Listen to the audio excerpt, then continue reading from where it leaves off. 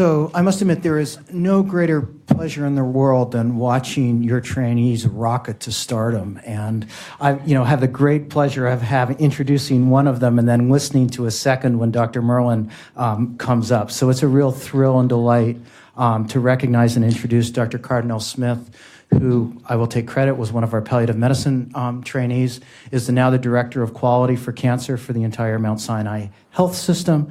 She is an internationally respected expert and researcher on disparities for people with serious illness, and she still has an appointment in my department. Dr. Cardinale Smith. Thank you. I'm going to take you everywhere I go for that introduction. So I want to thank Roseanne and Aura for sharing their story, and I want you to take what they said and the challenges that they dealt with, what Stefan just told us is happening, and then layer that on to the added challenge that people of color in this country face. And we know that minorities in this country disproportionately have higher morbidity and mortality rates when facing serious illness, and pain is a significant contributor to that. And so I'm going to start with my own personal story, and that is that this is September 2006. It was my wedding day 13 years ago. I don't quite look like that anymore, a couple of babies later in age, but that's okay. And the man next to me is my father. I'm told I look a lot like him. And you can see he's, maybe he had a little bit of extra meat on him, but a pretty handsome guy. And then this is a year later, September of 2006, the day my first and only niece and his first grandchild was born. And you can see it's hard with the hat, but he's lost hair. The hair looks more gray and he's aged. And that's because earlier that year in April, he had been diagnosed with stage 4 rectal cancer at 52. And at that time, I was a fellow in both oncology and palliative medicine. And he received his care at Mount Sinai, and we received great care. The problem was then trying to get the medications to help his pain, so that he was prescribed a fentanyl patch for his pain. He lived in Brooklyn. The 5 pharmacies that I went to in Brooklyn did not carry the fentanyl patch. So I had to go to Manhattan to fill it. And then when we found a pharmacy in Brooklyn who carried his medication, he had the dose changed to every 48 hours instead of every 72, because that's the dosing that worked better for him. And the pharmacist accused him of diverting and trying to get the medication earlier. And in fact, called the primary doctor, the pharmacist, to say that fentanyl is not a drug that can be dosed every 48 hours and that it has to be dosed every 72 hours. And so as someone who, yes, I was still a trainee, but pretty educated trainee, right? In a field who does this, and I couldn't even get the kind of care that I needed from my father. That was really challenging. And so it really brings to light what people who are not in this field and who don't have as much health literacy and who cannot advocate for themselves as much goes through. And then I show you this here. This is about a month before he died. He was at home on hospice. His hair grew back. And he's there cuddling with my niece. So that's the backdrop to what brought me into this work. And I just want to start with defining what disparities are. So healthcare disparities are defined as a population if there's a significant disparity in the overall rate of disease, incidence, prevalence, morbidity, mortality, or survival rates in the population as compared to the health status in general.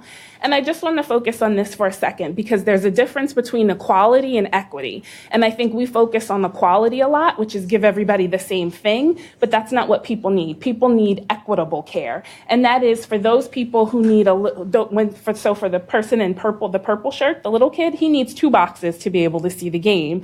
But the person in blue doesn't need anything because they're able to see over the fence. And this is important because the demographics in the United States are changing. This is data from the 2010 census, and you can see that there is a rate of rise in minority populations, but specifically the Hispanic or Latino population is having a much higher rate of increase in this country. And so we know that this is an issue. The New York Times in 2016, finding good pain treatment is hard. If you're not white, it's even harder. I mean, that's a pretty big message. And when you look at what the extent of pain in the U.S. is, as compared to some common diseases like cardiovascular disease, diabetes, and cancer, you can see that it affects more people and the costs associated with that are more. And there's an unequal burden of pain. So the National Survey on Drug and Health in 2010, this is self-reported. What are your rates of illicit drug use? And in general, different races and ethnicities report about the same use. But when you look at drug-induced deaths, it's much higher in whites, as we have heard. But yet I would argue that that's not the narrative that we often hear, and that's not the stereotype that we see. And so the big bottom line here, if you take nothing else away, is that minority patients with pain there's been multiple studies that have demonstrated they have less access to pain medications, and not just to pharmacies, but to specialists who are able to prescribe for them. They're less likely to have their pain recorded, assessed, and acted on, less likely to actually get pain medications when they're in pain, and therefore are at risk for undertreatment. And as Sean said, there are real consequences of pain. When we talk about the ability to be in the workforce, the economic burden, and then how that impacts your family, it's really significant. And the factors that are responsible for disparities are many. There are health system level factors, such as prescription drug monitoring programs, issues with pharmacies. There are clinician level factors, and that contributes to lack of education and knowledge about how to treat pain, stereotypes, implicit bias. All of these factors can contribute. There are patient level factors, fear of addiction, of dependence, and then disparities in the communication in the clinical encounter itself. And so this was a meta-analysis of multiple pain studies done between 1989 and 2011. And the takeaway that I want to give to you from this is that when they looked at the pain management of Hispanics versus whites and Blacks versus whites, basically, when you look at the quality of the study, the time the study was conducted, and the setting, whether it was in the emergency department or not, for Blacks, they all received less quality care when it came to pain. For Hispanics, there were slightly improved outcomes, but the general message is the same. And the other thing that came out of this meta-analysis is that minorities were much more likely to receive non-opioid analgesia like NSAIDs and sadly, this doesn't just pertain to adults. Children are also included in this. And so this was a study looked at children up to the age of 21 presenting to the emergency department with appendicitis, so a different kind of pain, but pain nonetheless. And what this shows is that in the top left, for children who had moderate pain, there was a significant difference between whites in the light color and Black in the darker color bar, and those who received any analgesia and also opioid analgesia. When they reported severe pain, there was no difference in any analgesia received, but there was still a significant difference in the receipt of opioid analgesia. And when you look at that receipt of opioid analgesia over time, it's not getting better. The amount given is increasing, but the difference is also increasing, so that we're still continuing to see lower portions of minorities receiving adequate pain management.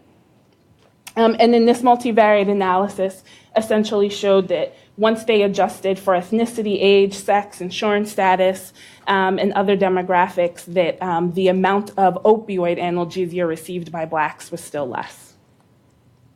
And so in this cartoon, they're in the bar, and it says the great thing about self-medicating is that there's a low copay. But I think this sort of underscores a lot of what we're talking about here, and this is what ends up happening and pushes people to self-medicate.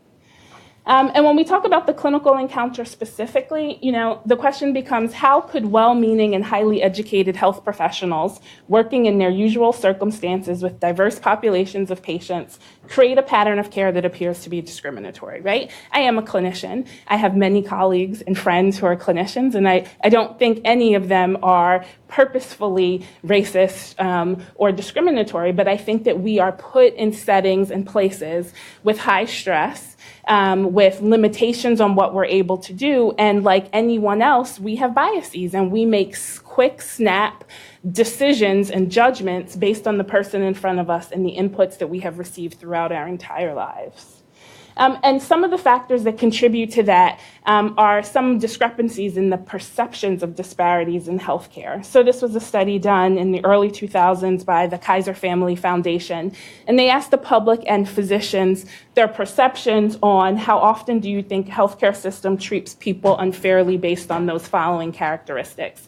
And I just want to point out what their race or ethnic background is that in purple, doctors felt as if that happened way less than what the general public does. So there's already a discrepancy between what clinicians believe and the public. But we know that physicians underestimate pain. So patient and physician perception of pain in 12 academic medical centers were studied, and essentially physicians underestimated pain in 1/3 of their non-Blacks as compared to about a half of Blacks. So we're underestimating pain, we're not treating pain as well as a result. And then what happens is that we send patients out to the community to get their drugs and they can't get them. And so Sean authored this study, and he looked at the adequacy of opioid supplies at pharmacies in New York City based on racial and ethnic demographics. And what this essentially shows is that as the proportion of whites increase in the neighborhood, the number of pharmacies who are adequately stocking opioids also increase. And then the converse is true for minority populations. And I wish that I could say now, almost 20 years later, that things are different, but sadly they're not. When they asked pharmacies why they didn't stock opioids adequately, about half reported little demand. Not really true, right? We already heard that. Almost a half were concerned about disposal. There was a fear of DEA investigations, robbery, and worried about reimbursement. And so this was done actually in Michigan, in Detroit. And what I find most fascinating about this, so they looked at whether often it's not race, ethnicity, it's a difference in socioeconomic status. So this study looked to see if there was a difference in whites or Blacks based on socioeconomic status. And the bottom line is that poor whites still received higher opioids than educated and wealthier Blacks. And so we talked a little bit before about prescription drug monitoring programs, so I won't go through that. But what I will say is that now people are starting to look at what impact this has had on the prescribing rates of opioids. But again, there's not a lot out there about how this is impacting the outcomes of patients. And I would argue it's great to see numbers go down, but it's really the patient in front of us that matters. And so when you look at those states that have a mandate of registration compared to a mandate of use, if you have both, the number of opioid prescriptions have decreased. And this, again, shows that.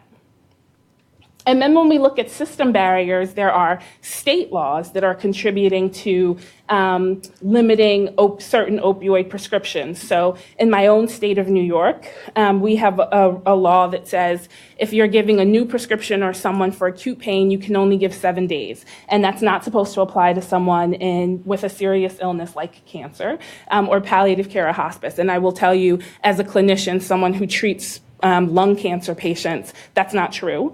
And that if you think about what you have to do, we do electronic prescriptions. So in our electronic medical record, I have to, put in the order for the actual opioid. Then I have to link it to an ICD-9 code. I have to remember to do that. And I have to remember to link it to the right ICD-9 code. And then it gets sent out to the pharmacy. And even then I get phone calls. Are you sure that this is what you want to do? And so when you think about the barriers and the challenges that are put in place for clinicians who already are underestimating pain and not treating it as frequently in minority populations, one can imagine that that disparity only has the potential to increase. And so also health plans and pharmacies themselves are developing rules and regulations about what they will prescribe or they won't. And they're actually taking it out of the hands of us as the clinician, the person on the front line. And while I certainly applaud the efforts and I understand it, I am absolutely concerned about how we will now give this vulnerable population access and receipt to treatment that they need. And so, again, my favorite New York Times, I'm a New Yorker, sorry. New opioid limits challenge the most pain prone, right? I mean, that's really where we now are, is that in trying to do well, we're now creating an even bigger gap. And we get into this vicious cycle. It's a double-edged sword. We want to be able to provide the care that is best, but at the same time limit the challenges that we are seeing. And so some suggested solutions, I would say first and foremost, the narrative has to change a bit. Although we hear that, the biggest rate of rise are in white, suburban, rural populations in terms of opioid deaths. That's not the picture of the people I see on the news. I see people of color, right? I see people who are living in, neighborhoods that aren't as wealthy. And if we continue that as the narrative, then the stereotype and the bias will also continue. We have to improve the way we educate and train our clinicians. Increase access to palliative care and pain specialists who understand how to screen for opioid use disorder and how to treat in that setting. And I think on that, oops, I pressed the wrong button. On that, I will end and thank you.